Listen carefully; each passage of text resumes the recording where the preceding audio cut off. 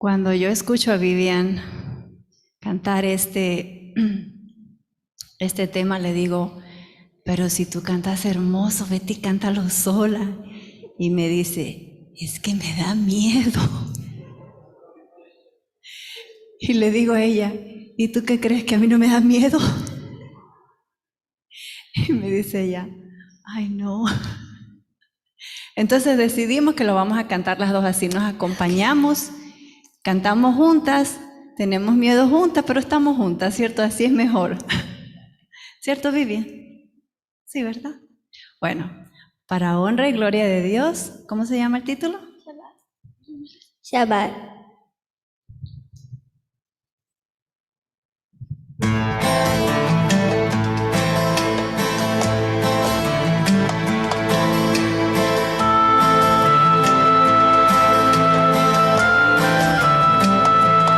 El taller de carpintero ya cerró.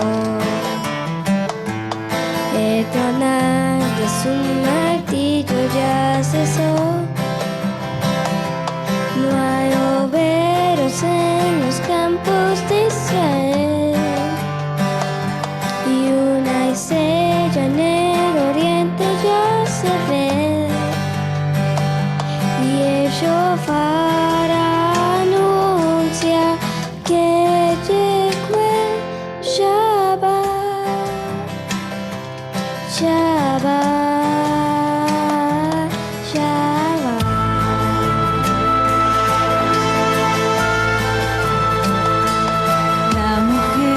El carpintero hizo el pan y el Padre le dará su bendición. La familia se reúne en oración. Esta noche solo hay ruegos y canción, y el shofar anuncia que llegó el Shabbat, Shabbat, Shabbat.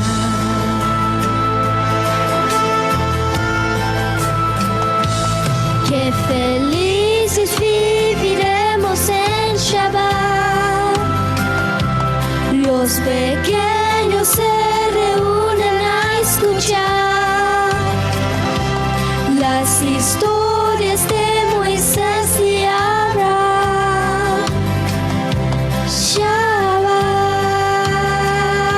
Shabbat, Shabbat, Shabbat, Shabbat.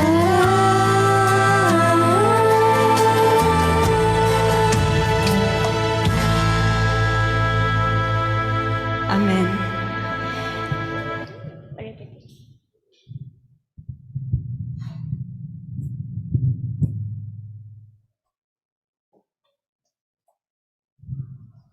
Amén.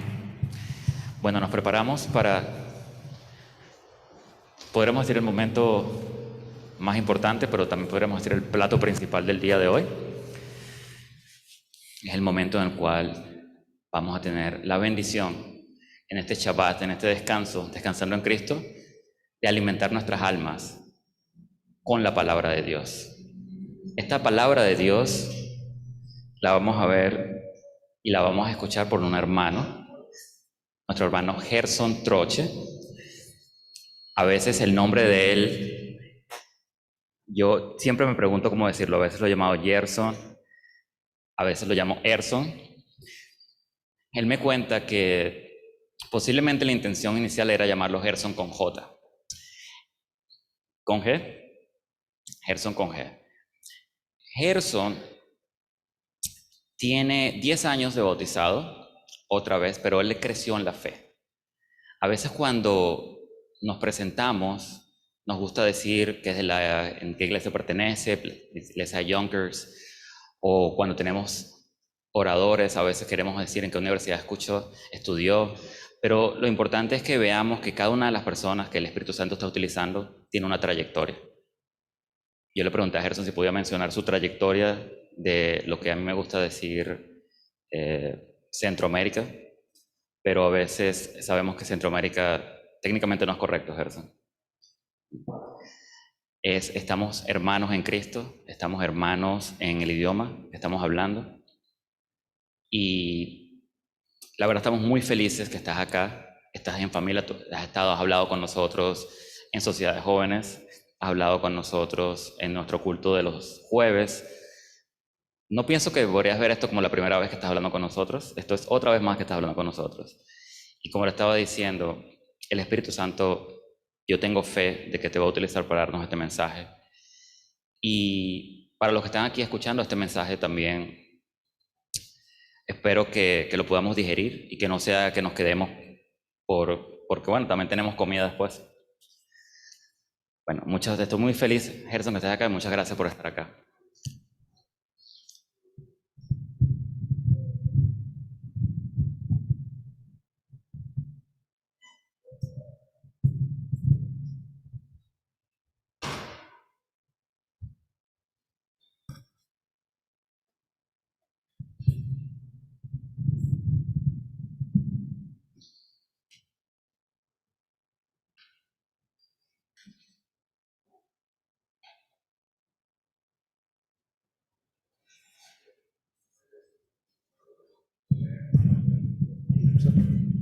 I got it.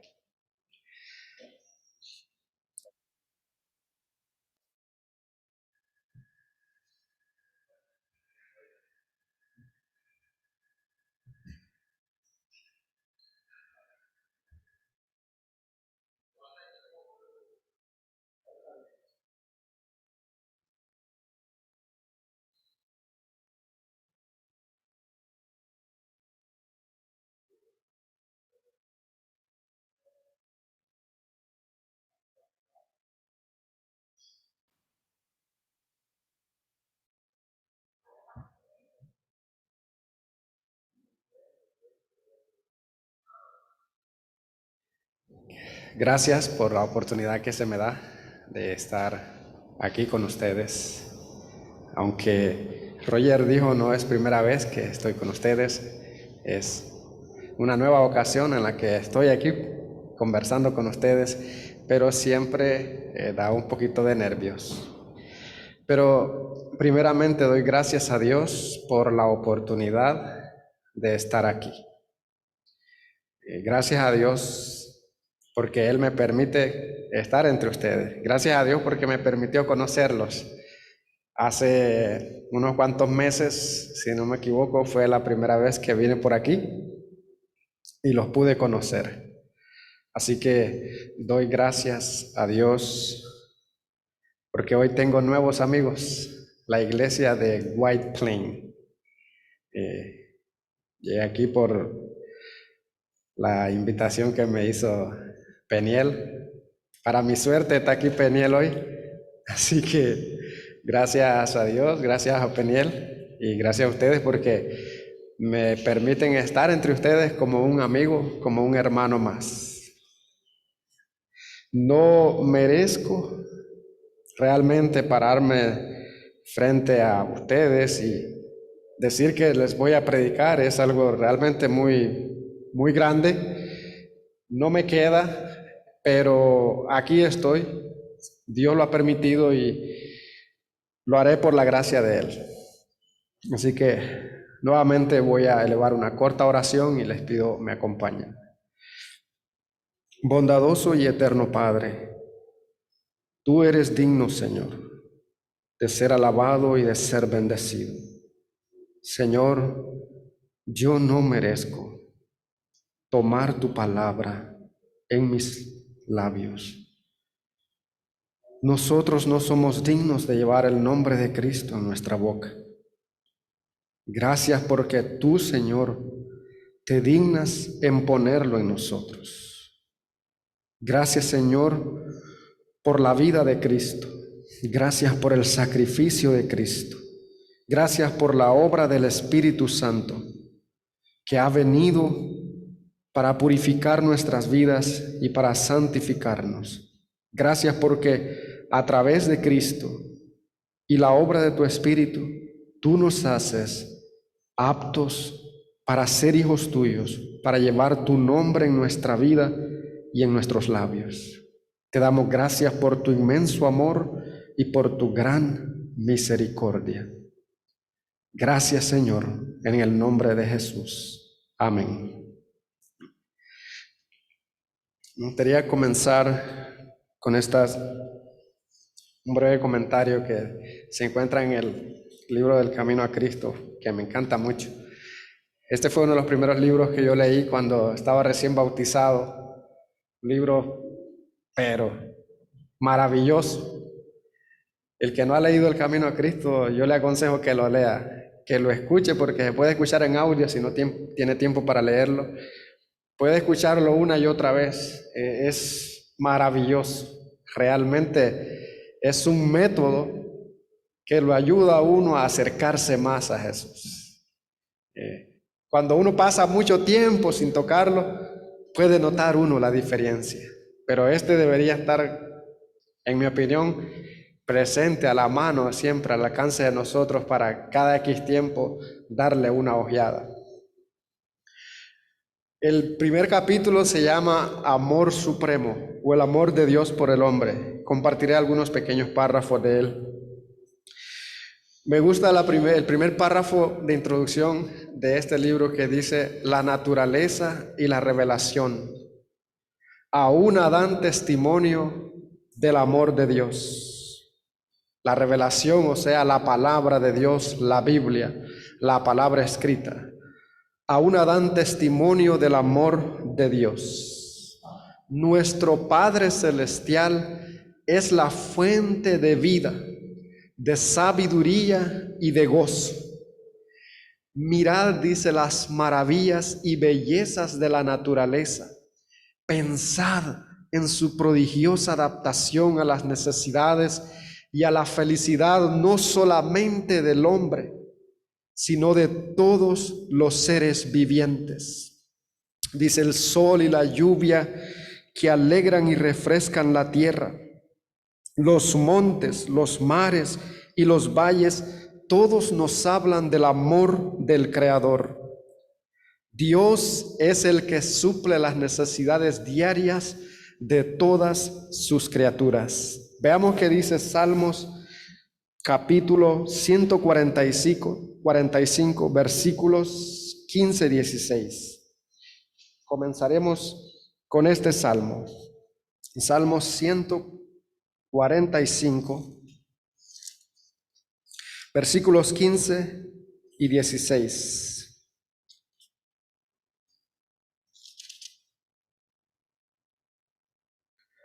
Dice Salmo 145, 15: los ojos de todos esperan en ti, y tú les das su comida a su tiempo. Abres tu mano y colmas de bendición a todo ser viviente. Justo es Jehová en todos sus caminos y misericordioso en todas sus obras. Una vez más, los ojos de todos esperan en ti, y tú les das su comida a su tiempo. Abres tu mano y colmas de bendición a todo ser viviente. Dios es el que suple las necesidades diarias de todos nosotros. Ese es un pensamiento maravilloso. Vea que generalmente las personas oran a Dios o buscan a Dios cuando tienen serias dificultades o cuando necesitan cosas que a la vista o al pensamiento de nosotros son grandes, cosas en las que creemos que necesitamos la ayuda de Dios. Pero resulta que a mí me gusta lo que presentan estos pasajes y esta pequeña introducción de ese libro, porque las necesidades diarias, o sea, las más pequeñas cosas de nuestra vida, Dios es el que las suple. Tan sencillo como el simple hecho de despertar por la mañana es una demostración del amor de Dios. Tan sencillo como el simple hecho de sentir cada latido de nuestro corazón es una demostración del amor de Dios. El simple hecho de poder mover las manos libremente, de poder ponerse en pie por la mañana, empezar a caminar, el simple hecho de abrir los ojos y ver con claridad, son sencillas pero maravillosas demostraciones del amor de Dios. A veces queremos ver cosas que cautivan nuestra imaginación, pero hay tantas cosas pequeñas, tantos detalles cotidianos en los que Dios está ahí, pendiente, constante, mostrándonos que en verdad Él nos ama, provee todo para nosotros. Él hace que durmamos. El salmista David, en el Salmos capítulo 3, Salmos capítulo 4, mire cómo dice, 4:8, en paz me acostaré y asimismo dormiré. ¿Por qué? Porque solo tú, Jehová, me haces vivir confiado. Hay gente que no alcanza ni siquiera a acostarse en paz por las noches. Hay gente que está cargada de problemas, agobiada por distintas situaciones que le amargan la vida. Hay gente que se acuesta por las noches con el corazón hecho pedazos por alguna tragedia que ha ocurrido en su vida, porque algún ser querido le ha roto el corazón y el sueño escapa de sus ojos. Pero para aquel que cree en Dios, para aquel que deposita su vida en Dios, como lo hacía David, mire lo que dice. Ese texto de David es un texto que se convierte en realidad para nosotros cuando confiamos en Dios, cuando aceptamos y creemos de manera real que Dios nos ama. Podemos entonces experimentar lo que dice Salmos 4:8, en paz me acostaré y asimismo dormiré, porque solo tú, Jehová, me haces vivir confiado. También hay otro salmo hermoso en el capítulo 3, dice el versículo 5, yo me acosté y dormí. Vea, es básicamente lo mismo, pero ¿por qué? Yo me acosté y dormí y desperté porque Jehová me sustentaba. Mientras dormimos, ¿quién es el que sustenta nuestra vida? ¿Quién sostiene nuestro corazón latiendo? En nuestro cuerpo hay cosas que nunca se detienen. Nuestra vista descansa, nuestros músculos descansan, pero resulta que el corazón nunca se detiene. El cerebro nunca se detiene. Mientras usted y yo dormimos, el cerebro está soñando y desechando información que no se va a usar y guardando información que cree útil. El corazón sigue bombeando sangre y manteniendo el sistema nervioso vivo. Y lo vemos como algo natural y no nos maravillamos cuando despertamos en la mañana porque es algo rutinario y ya no nos causa sorpresa. Pero resulta que para que eso sea posible, cada amanecer es necesario que el omnipotente poder de Dios lo haga posible. Él es el único que sostiene y sustenta la vida. Dice, yo me acosté y dormí y desperté porque Jehová me sustentaba. Dios nos muestra su amor cada mañana, cada atardecer, a cada hora del día. En cada paso que damos, Dios nos muestra su amor. Pero hay otras maneras en que podemos también contemplar el amor de Dios.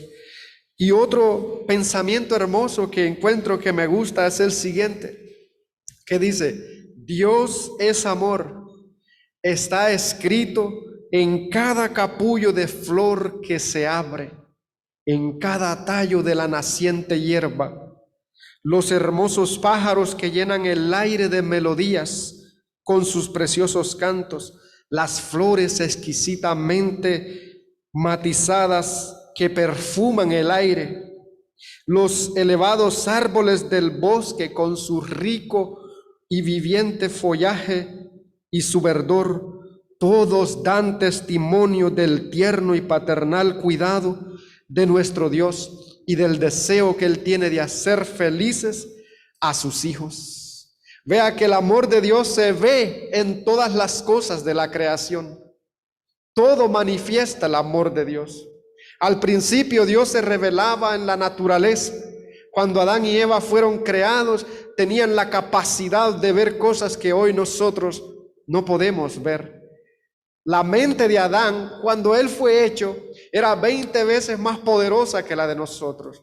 Los antediluvianos eran una raza que no necesitaba libros ni computadora. Su mente era como una poderosa computadora. Podían escuchar un discurso de horas enteras en el día y írsela a contar a un amigo con punto y coma sin perder nada de lo dicho. Me gusta un pasaje que dice en Patriarcas y Profetas capítulo 7, hablando del diluvio. Dice Elena White que si trajéramos un joven de aquellos tiempos, de la raza antediluviana, y lo pusiéramos al lado de los mejores científicos hoy en día, ellos no le darían ni a la cintura a un adolescente de aquellos tiempos. O sea, imagínense la idea que podemos tener de cómo era la mente de los antediluvianos. ¿Qué habrá sido la mente de Adán y Eva recién creados? Que estaban en armonía con el Creador, que amaban a Dios, que toda su naturaleza estaba en armonía con la ley del cielo. Tenían la capacidad de comprender y ver el amor de Dios hasta en una humilde hoja que tocaban con sus manos de un árbol. De hecho, cuando pecaron y fueron expulsados del Edén y vieron por primera vez la caída de las hojas de los árboles, dice un pensamiento de ella que se estremecieron mucho más de lo que hoy nosotros lo hacemos por la muerte de un ser querido. Eso es algo realmente difícil calcular, porque uno llora cuando se muere un ser querido, cuando un familiar, un amigo pierde la vida, pero que ellos se hayan estremecido por ver las hojas caer de los árboles. Imagínense la comprensión que han de haber tenido de lo que Dios había hecho, del amor de Dios como se manifestaba y del cambio que se produjo por la falla de ellos. Bueno, Dios desea que nosotros lo miremos y lo contemplemos en todo lo que Él ha hecho. Pero claro, tenemos la triste realidad. El pecado ha estropeado la obra de Dios. El pecado vino a empañar nuestra vista. El pecado vino a hacer decaer nuestra mente, a debilitar nuestras capacidades de comprensión. He allí entonces que Dios vio necesario suplir nuestra mayor y urgente necesidad. Yo le hago la pregunta, ¿cuál es la mayor y más urgente necesidad de nuestro mundo? Si tuviéramos que responder, ¿qué diríamos? Nuestra mayor o la mayor necesidad del mundo sigue siendo hoy, como lo ha sido desde hace miles de años, la de una mayor revelación del amor de Dios. Esa es la más urgente y más grande necesidad de nuestro mundo. Y si no fuera así,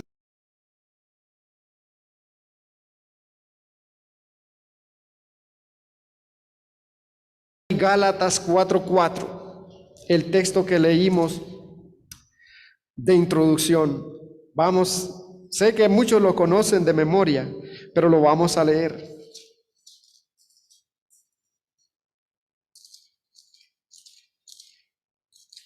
Gálatas 4:4. Pero cuando vino el cumplimiento del tiempo, Dios envió ¿a quién? A su Hijo, nacido de mujer y nacido bajo la ley. Ahora, vea una sencilla pregunta. El texto dice, mas venido el cumplimiento del tiempo. Yo hago una pregunta, ¿qué tiempo era aquel cuando Jesús nació en la aldea de Belén? ¿Qué tiempo era? Pensemos, veamos, ¿qué tiempo era? El texto dice, mas venido el cumplimiento del tiempo. Dios envió a su Hijo. ¿Qué tiempo era cuando Jesús vino al mundo? Eran tiempos malos, eran tiempos peligrosos. La nación judía era gobernada y dominada por un poder extranjero llamado el Imperio Romano. Debían suprema obediencia al emperador, a César. Claro, los judíos vivían una amargura porque para ellos su suprema obediencia era para Dios, pero resulta que su nación no era libre y tenían que someterse a las leyes del Imperio Romano. La maldad era mucha en la tierra, las enfermedades abundaban por doquiera, habían locos, habían endemoniados, habían leprosos, habían paralíticos, habían ciegos, había muchas tragedias. No era un tiempo tan diferente al que hoy vivimos.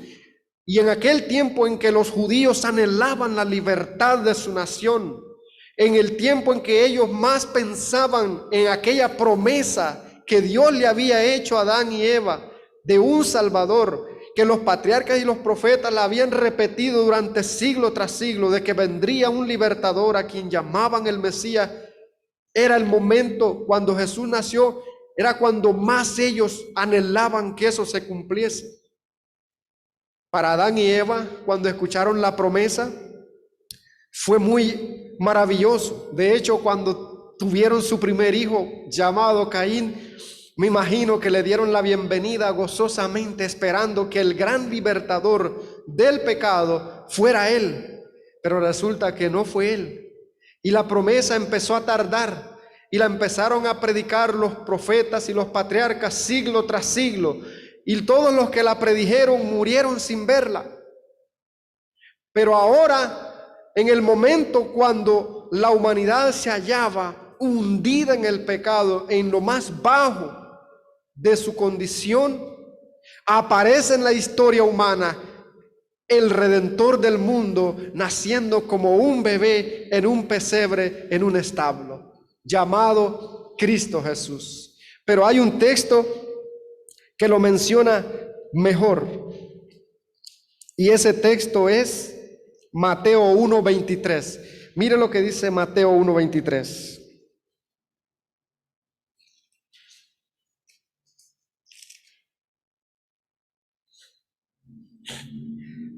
Dice, he aquí, una virgen concebirá y dará a luz un hijo, y llamarás su nombre como Emmanuel, que traducido es Dios con nosotros. Bendito sea Dios, porque la historia humana fue partida en dos.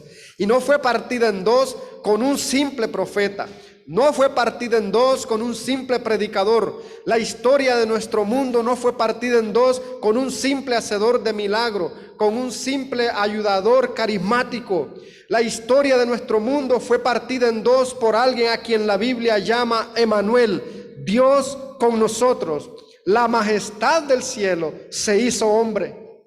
Se hizo hombre para caminar entre nosotros, para vivir entre nosotros, para tomar nuestras culpas, para llevar una vida recta delante de Dios que nosotros no podíamos llevar.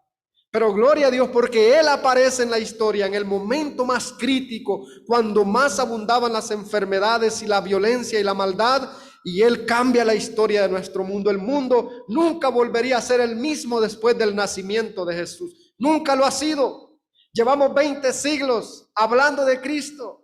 Llevamos 20 siglos escuchando de Él.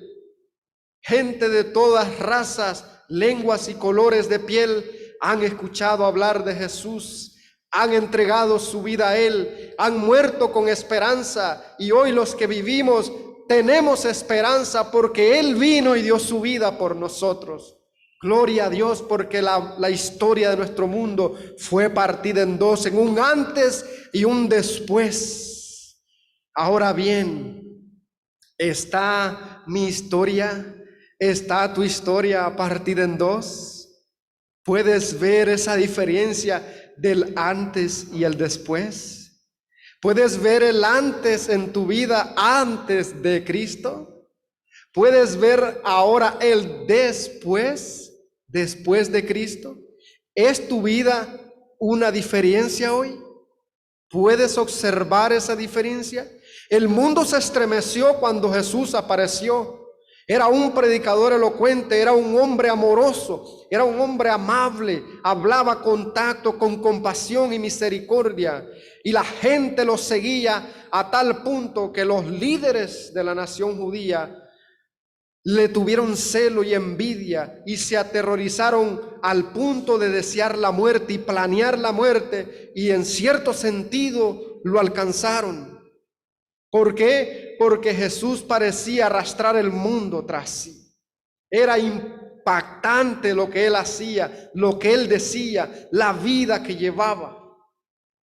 Ahora bien, ¿puede el mundo sorprenderse porque yo digo que soy cristiano? ¿A alguien le causa alguna diferencia el que yo diga que voy a la iglesia? ¿Tiene algo que ver el que yo sea adventista del séptimo día? ¿O simplemente lo pueden escuchar como si nada pasara? Pienso que hay una diferencia, pero estamos necesitados del poder de Dios en nuestra vida, del Espíritu de Dios en nuestra vida. Pensamos y decimos, necesitamos el Espíritu. Dame tu Espíritu, Señor. Pero me acuerdo haber escuchado a un predicador hace un tiempo que decía, ¿y para qué quiere usted al Espíritu? ¿Qué haría usted con el Espíritu? La frase podría ser mejor: estoy necesitado de que el Espíritu de Dios me tome en sus manos. Cuando Jesús fue bautizado, dice la Biblia en Mateo capítulo 3, versículo 16, y Jesús, después que fue bautizado, subió luego del agua, y he aquí los cielos le fueron abiertos, y vio al Espíritu de Dios que descendía como paloma y venía sobre él. Y hubo una voz del cielo que decía: este es mi Hijo amado, en quien tengo complacencia. Ahora bien, he ahí Jesús bautizándose, comenzando la obra. Pero él dijo en una reunión un día sábado que el Espíritu de Dios estaba sobre él y que lo había ungido para dar vista a los ciegos, para dar libertad a los cautivos, para traer sanidad a los enfermos, para dar vida a los muertos, libertad a los encarcelados.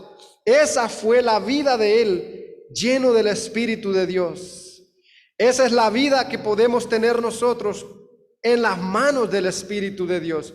Así como Jesús impactó el mundo, nosotros necesitamos, Dios requiere de nosotros, Dios espera de nosotros que nuestra vida impacte el mundo, que en nosotros haya un antes y un después de manera decidida, de manera visible, de manera que pueda ser un testimonio para los demás.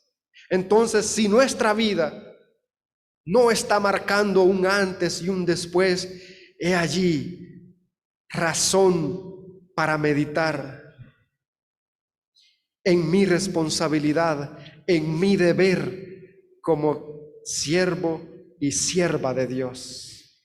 Tal cual la vida de Jesús, Dios quiere que yo también la viva y que sea como la que Él tuvo. Me gustaría mostrar algunos ejemplos de personajes que hicieron la vida de Jesús, la hicieron de ellos. El primero de ellos es Enoc.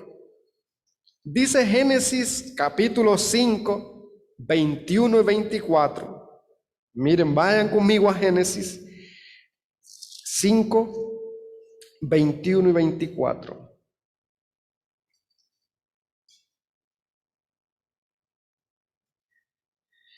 Vivió Enoc 65 años y engendró a Matusalén. ¿Vivió Enoc cuánto? 65 años.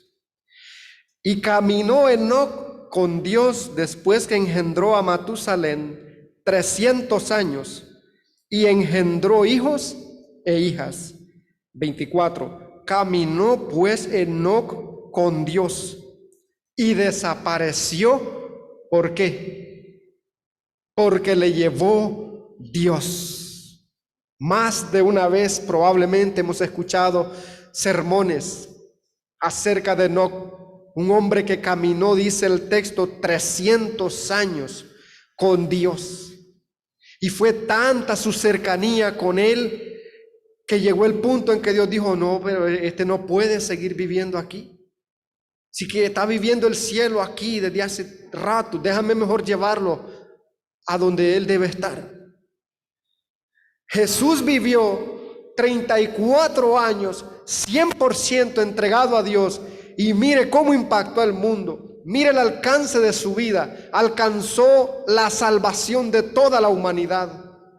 Y nosotros, ¿qué nos cuesta vivir tan solo un día a la vez en completa unidad con Dios?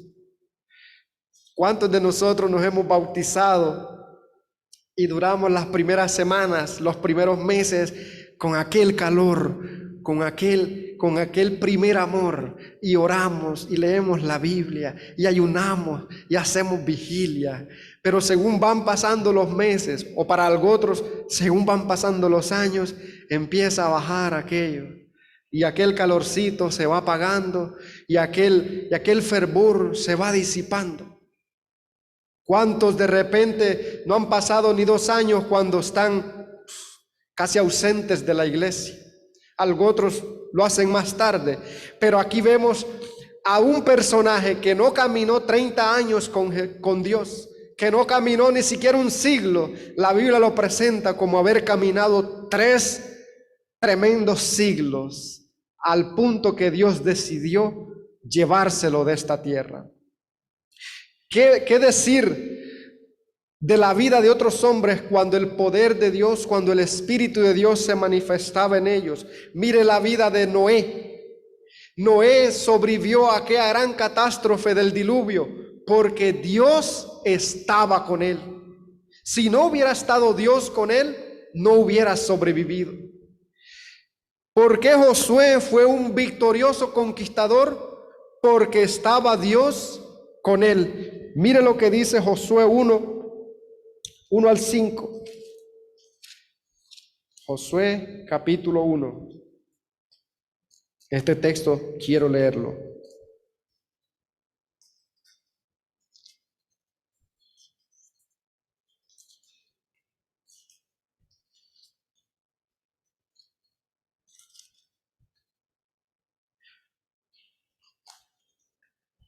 De hecho, antes de Josué tenemos a un personaje poderoso llamado Moisés, quien se encontró un día con una zarza que ardía, y de esa zarza envuelta en llamas, el ángel de Jehová se le apareció, y él le dijo que él era el yo.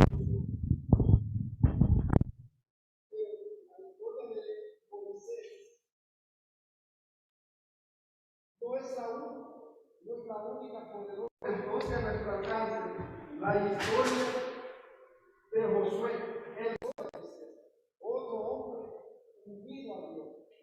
Josué 1 al 5 dice: aconteció después de la muerte de Moisés, siervo de Jehová, que Jehová habló a Josué, hijo de Nun, servidor de Moisés, diciendo: mi siervo Moisés ha muerto.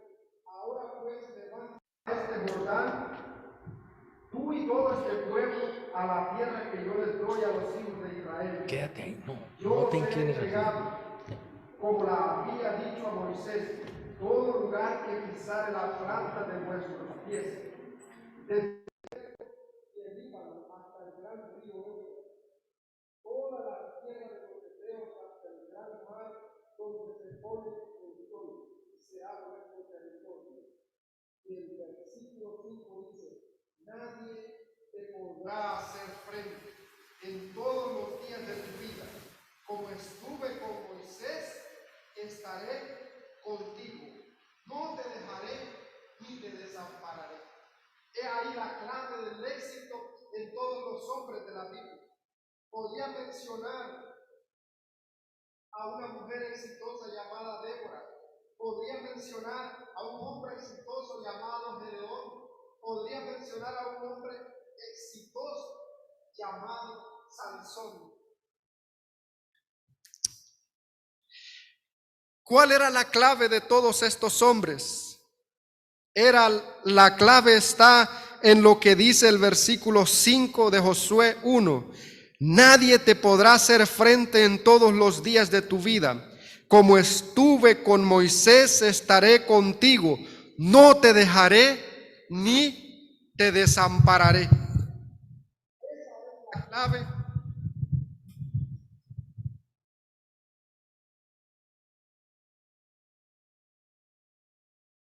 Esa es la clave para que Josué triunfara. Que Dios estaba con él fue la clave para que Moisés triunfara. Que Dios estuviera con ella fue la clave para que Débora triunfara. Que Dios estuviera con él fue la clave para que Gedeón triunfara, para que Sansón al fin de su vida triunfara también, para que todos estos hombres triunfaran, para que un personaje llamado David triunfara y derrotara a un gigante al que todos le tenían miedo con tan solo una piedra en su mano. La clave del éxito en todos los hombres de la Biblia fue que Dios estaba con ellos, que Dios no los dejaba ni los desamparaba. Entonces, si ellos pudieron lograrlo, ¿por qué nosotros no? ¿Qué es lo que está faltando en nosotros? La presencia de Dios en nuestra vida es la clave del éxito. Podemos desvelarnos y como digo yo, podemos perder el sueño, podemos dejar el pellejo tras las metas de esta vida, por un trabajo, por una casa, por un carro, por un compañero o compañera de la vida.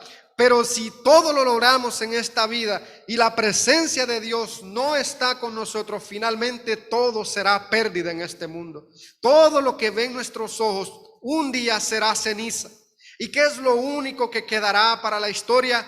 Quedará lo que tú viviste. Si fue una vida separada de Dios, terminará en ruina, en polvo y ceniza. Pero si decides vivir una vida con la presencia de Dios, será el verdadero éxito, porque tu historia no terminará aquí, sino que si la muerte me sorprendiera a mí o te sorprendiera a ti, tan solo será una pausa para continuar el largo viaje por toda la eternidad con Dios como compañero de nuestra vida.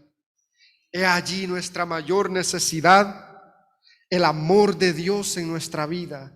Pero no podemos amarle, no podemos conocerle si su presencia no está con nosotros.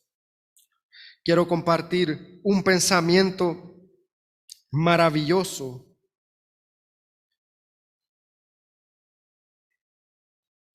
Este pensamiento dice que Jesús nació en un pesebre para que nosotros pudiéramos nacer a la vida eterna. Se hizo parte de la familia humana para que nosotros llegáramos a ser parte de la familia celestial. Jesús vivió en medio del polvo y la pobreza para que nosotros pudiéramos vivir en medio de riquezas indescriptibles. Jesús pasó largas noches en oración para que nosotros pudiéramos pasar las edades eternas en la presencia de Dios. Jesús, nuestro precioso Salvador, se cansó recorriendo los caminos arenosos de la antigua Palestina, caminó las calles polvorientas de la antigua Jerusalén, para que nosotros pudiéramos caminar con pies infatigables las calles de oro de la nueva Jerusalén. Jesús aceptó por nosotros la corona de espinas a fin de colocar sobre nosotros las coronas de la victoria y de la vida eterna. Jesús murió por nosotros la muerte que a nosotros nos correspondía por nuestros pecados, a fin de que en su lugar pudiéramos vivir eternamente la vida que es suya. Jesús vino a este mundo a tomar nuestra condena, nuestra vida miserable y nuestra vida tan corta, para que vivamos una vida que no se cuenta con números humanos, que se calcula solamente con la mente de Dios, una vida sin fin. Para eso vino Jesús a nuestra tierra. Entonces, ¿qué nos impide? ¿Qué nos impide crecer? ¿Qué nos impide alcanzar el elevado destino que Dios se ha propuesto en nosotros? Mire lo que dice Mateo 28. Es un pasaje conocido para todos. Mateo 28, las últimas palabras de Jesús. Las últimas palabras de Cristo Jesús. Mateo 28, 19 y 20. Mateo 28, 19 y 20. Dice, Jesús les dijo, por tanto, id y haced discípulos a todas las naciones, bautizándolos en el nombre de ¿quién? Del Padre y del Hijo y del Espíritu Santo, enseñándoles que guarden todas las cosas que os he mandado. Y mire qué precioso. Y he aquí, yo estoy con ¿quién? Yo estoy con Roger. Yo estoy con Yair. Yo estoy con Carmen. Yo estoy con cada uno y cada una de ustedes. ¿Cuándo? No un ratito, no cuando el dolor toca mi puerta, no cuando mi mundo se derrumba. Él dijo que estaría con nosotros todos los días hasta el fin del mundo. Así que no hay mejor compañía que la de Jesús. No hay mejor amigo que Jesús. Si Jesús está a nuestro lado, ¿qué nos puede faltar? Si Jesús está a nuestro lado, ¿quién nos puede dañar sin su permiso? Sin duda nada ni nadie. Si Jesús está a nuestro lado, ¿qué nos puede faltar? Él dijo, yo soy el buen pastor, yo soy el camino, yo soy la verdad, yo soy la vida, yo soy la puerta de las ovejas, yo soy la vid verdadera, el que viene a mí no le echo fuera. Jesús es el gran yo soy, el que todo lo suple y el que todo lo tiene. Y Él dijo que estaría con nosotros todos los días hasta el fin del mundo. Así que en el nombre de Cristo, avancemos hacia adelante, caminemos en el camino que Dios nos pone, que no estamos solos. Es verdad que nuestro enemigo es fuerte y es poderoso, pero uno más poderoso que el enemigo está con nosotros y su nombre es Jesús, a quien la Biblia lo dice, Emmanuel, Dios con nosotros. Y hay un texto hermoso que dice, si Dios es con nosotros, ¿quién contra nosotros? Entonces no temamos, que venga lo que venga, que pase lo que tenga que pasar, que si nuestra vida tuviesen que arrancar de este mundo, en el nombre de Cristo, la podemos dar sin temor. Pero si no la toman, vivámosla entonces para Él, para la gloria y la honra de Dios, con amor. Manifestemos amor a los demás, paciencia, benignidad, bondad. Manifestemos a los demás misericordia, compasión, como Él lo ha mostrado con nosotros. Vivamos para Dios, pero no solamente vivamos para Dios, vivamos con Dios, que Él esté en nuestra vida y que ese texto que dice Dios con nosotros sea una realidad. Dios en mi vida, Dios en Gerson, Dios en cada uno de ustedes. Esa es la mayor necesidad del mundo de hoy y seguirá haciéndolo. Dios sigue llamándonos a vivir con su presencia en nuestra vida. Y aquí está su palabra, llamándonos nuevamente. Gálatas 4:4 decía, mas venido el cumplimiento del tiempo, Dios envió a su Hijo. ¿En qué tiempo estamos viviendo? En un tiempo peligroso, donde la maldad abunda por donde quiera, donde el derramamiento de sangre está por donde quiera, la violencia, el robo, el asesinato, el adulterio, la mentira, por donde quiera abunda la maldad. El tiempo en que nació Jesús era un tiempo malo, pero el tiempo en el que hoy vivimos nosotros es un tiempo aún más malo, y Dios sigue esperando manifestarse al mundo en su vida y en mi vida. Dios sigue aún llamándonos hoy, y si no hemos nacido al propósito que Él quiere que hoy, en el tiempo más malo de esta vida, tú y yo nazcamos. Aunque el tiempo es peligroso, Él quiere que así como envió a Jesús, enviarme a mí, enviarlo a usted, a que manifestemos a Dios ante el mundo que se ahoga sin esperanza. Dios nos bendiga, Dios nos dé su espíritu y nos ayude a caminar y a poseer su presencia, para que vivamos con un después y no en el antes que vivíamos sin Cristo. Que nuestra vida hoy refleje a Cristo Jesús. Dios nos bendiga y siga con nosotros en el resto, no solo de este día, sino de cada día de nuestra vida. Bendiciones.